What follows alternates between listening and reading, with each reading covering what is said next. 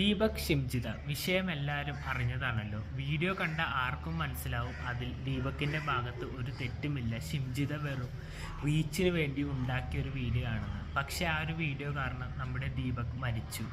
അത് വളരെ സങ്കടകരമായൊരു കാര്യമാണ്. പക്ഷേ ദീപക് മരിച്ചത് നന്നായി എന്ന് പറഞ്ഞ് ഫേസ്ബുക്കിൽ ഒരുപാട് സ്ത്രീകൾ വന്നിട്ടുണ്ട്. അതിൽ പ്രധാനി ശ്രീലക്ഷ്മി അറക്കൽ, RJ അഞ്ജലി എന്നിവരാണ്. മൊത്തത്തിൽ പറഞ്ഞവർ പുരുഷവർഗത്തെ അപമാനിക്കും പോലെയാണ് അവരുടെ കുറിപ്പ് പങ്കുവച്ചിരിക്കുന്നത്. എന്തായാലും നമുക്ക് ആ കുറിപ്പൊന്ന് കണ്ടിട്ട് ബാക്കി പറയാം. RJ അഞ്ജലി അവരുടെ സോഷ്യൽ മീഡിയയിൽ പങ്കുവച്ച കുറിപ്പ്. സോഷ്യൽ മീഡിയ അല്ല കോടതി, കമൻറ്റ് ബോക്സ് അല്ല നിങ്ങളുടെ വ്യക്തിത്വം നിശ്ചയിക്കുന്നത്. ആര് പറഞ്ഞു? ഒരു വ്യക്തി സമൂഹത്തിൽ എങ്ങനെ പെരുമാറുന്നു, സാമൂഹിക മാധ്യമങ്ങളിൽ ഇടുന്ന കമൻറ്റും ഒക്കെ അയാളുടെ വ്യക്തിത്വത്തെ വിലയിരുത്തും.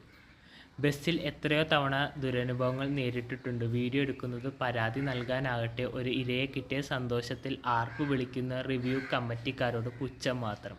ആഹാ, ഒരു വ്യക്തി റിവ്യൂ പറയുന്നതോ അല്ലെങ്കിൽ സോഷ്യൽ മീഡിയയിൽ റിയാക്ഷൻ വീഡിയോ ചെയ്യുന്നതോ ഒരിക്കലും തെറ്റ് ചെയ്തവരെ സംരക്ഷിച്ചുകൊണ്ടല്ല. കാരണം അബ്സാക്കെ റെജിയുടെ വിഷയം വരും മുമ്പ് തന്നെ നമ്മളെല്ലാം സ്ത്രീകളെ സംരക്ഷിച്ചു കൊണ്ടാണ് വീഡിയോ ഇട്ടത്. പക്ഷേ ഈ അബ്സാക്കെ റെജി ഒരു ട്രെൻഡായിട്ട് ഇറങ്ങി. അതായത് ഫേസ് ബ്ലർ ചെയ്തുകൊണ്ടൊരു വീഡിയോ ഇട്ടു. അതായത് ഈ വ്യക്തി തന്നെ മോശമായിട്ട് സ്പർശിച്ചു, പെരുമാറി എന്നായിരുന്നു ആ വീഡിയോയുടെ ഉള്ളടക്കം. കണ്ടവർക്ക് എല്ലാവർക്കും മനസ്സിലായി കാണും. ഇത് കണ്ട ഷിംജിത എന്ത് ചെയ്തു?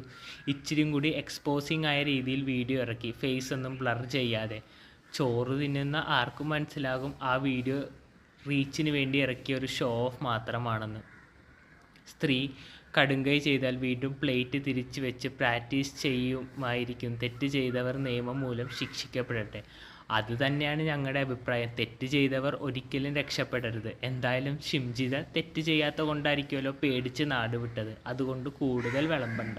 ശ്രീലക്ഷ്മി അറക്കൽ അവരുടെ സോഷ്യൽ മീഡിയയിൽ പങ്കുവച്ച കുറിപ്പ്. നമ്മുടെ നാടിൻ്റെ ഒരു ഗതികേട് നോക്കണം. ലൈംഗിക അതിക്രമങ്ങൾക്ക് അത് നേരിടുന്ന ആളുകൾ ആ സമയത്ത് തെളിവുണ്ടാക്കി വെക്കണം. തെളിവ് വേണം. കാരണം ഇല്ലെങ്കിൽ തെറ്റ് ചെയ്യാത്തവർ ശിക്ഷിക്കപ്പെടില്ലേ? ഇന്നത്തെ കാലത്ത് ഒരാളെ മാനസികമായും ശാരീരികമായും തകർക്കാൻ വെറുതെ ഒരു ലൈംഗിക ആരോപണം മതി. അതുതന്നെയാണ് ദീപകിൻ്റെ കേസിൽ സംഭവിച്ചത്. അതുകൊണ്ട് തന്നെ ആ പാവത്തിൻ്റെ ജീവൻ നഷ്ടപ്പെട്ടു. നാളൊരു വ്യക്തിക്ക് അതുപോലുള്ള അനുഭവം ഉണ്ടാകാതിരിക്കാൻ തെളിവ് അത്യാവശ്യമാണ്. അല്ലെങ്കിൽ കിടന്നു കൊടുത്തു എൻജോയ് ചെയ്തില്ലേ എന്നൊക്കെയുള്ള കമൻറ്റുകൾ നേരിടേണ്ടി വരും. ഈ ഷിംജിതയുടെ കേസിൽ ഒരുപാട് തെറിവിളിയും അച്ഛനമ്മയ്ക്കെതിരെയും തെറിവിളിച്ചുള്ള കമൻറ്റുകൾ കണ്ടു. അതിലൊരിക്കലും നമുക്ക് കാണികളെ തെറ്റ് പറയാൻ കഴിയില്ല. കാരണം അച്ഛനും അമ്മയ്ക്കും മോശപ്പേരുണ്ടാക്കുന്ന പ്രവൃത്തിയാണ് ഷിംജിത ചെയ്തത്. അങ്ങനെ തെറ്റ് ചെയ്ത ആളെ നമുക്കൊരിക്കലും ഒക്കത്തെടുത്ത് വെക്കാൻ പറ്റൂലല്ലോ.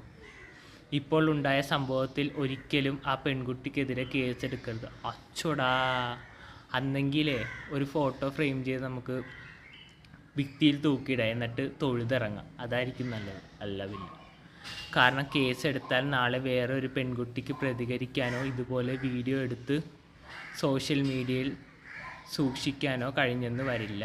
കണ്ടില്ലേ വീഡിയോയുടെ അവസാനം അവർ പറയുന്നത്, ആ സ്ത്രീക്കെതിരെ കേസെടുക്കരുത്, കേസെടുത്താൽ പ്രതികരിക്കാനുള്ള സ്ത്രീ മനസ്സിനെ അത് തകർക്കുമെന്ന്. നമ്മൾ തെറ്റ് ചെയ്തിട്ടുണ്ടെങ്കിൽ നിയമത്തിനെ ഭയക്കണം, തെറ്റ് ചെയ്തിട്ടില്ലെങ്കിൽ നിയമത്തിനെ ഭയക്കേണ്ട യാതൊരു കാര്യവുമില്ല. എനിക്ക് തോന്നുന്നത് ഇവർ ഷിംജിതയുടെ കയ്യിൽ നിന്ന് കൈക്കൂലി വാങ്ങിയിട്ടുണ്ട്. അതാണ് ഷിംജിതയെ ഇങ്ങനെ വെള്ള പൂശാൻ ശ്രമിക്കുന്നത്. അല്ലെങ്കിൽ നമ്മളെല്ലാവരും ഷിംജിത ചെയ്ത തെറ്റിനെ എതിർത്തുകൊണ്ടാണ് വീഡിയോ ചെയ്തത്. അവർ മാത്രം ഷിംജിത ചെയ്ത തെറ്റിനെ സപ്പോർട്ട് ചെയ്ത് വീഡിയോ ചെയ്തത്. അപ്പോൾ അതുകൊണ്ട് അവർക്കും ഒരു നെഗറ്റീവ് പബ്ലിസിറ്റി ഉണ്ടാക്കാനുള്ള സ്ട്രാറ്റജിയാണെന്ന് എനിക്ക് തോന്നുന്നത്. അങ്ങനെയുള്ള വീഡിയോസ് കാണുമ്പോൾ റിയാക്ഷൻ വീഡിയോ ചെയ്യുന്നവർ അതെടുത്ത് റിയാക്ട് ചെയ്യുമല്ലോ.